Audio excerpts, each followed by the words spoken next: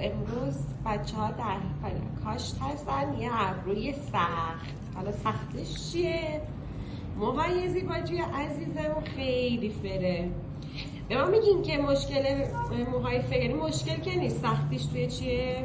موهای فر به خاطر اینکه حالا گرفته مو حالت اس شکل داره، یه مقدار تو روند کاشت چون با نیدل های ریز و کوچیک براشون کاش انجام میدیم، یه ذره کاش برام مشکل ساز میشه که با دقت و آرامش بعد آروم آروم براشون کاش رو انجام میدیم، ولی برای خودشون پوشش دهی و حالت قشنگی در میاد چون فر هستن. خیلی قشنگه. برای مراجعه کننده عزیزمون خوبه، برای شما سخت. یه مقدار برای ما سخت میشه چون زاویه خواب و بله، هم برای زاویه خواب هم برای اینکه نیدلامو خیلی نازک هستن و گرفت حالت داسی شکل و اس شکل داره، یه مقدار سخته ولی در نهایت خیلی قشنگ و مرتب در میاد. خیلی هم عالی. اینم که ابروی خودشون، خیلی هم ابروی در حال کاشت.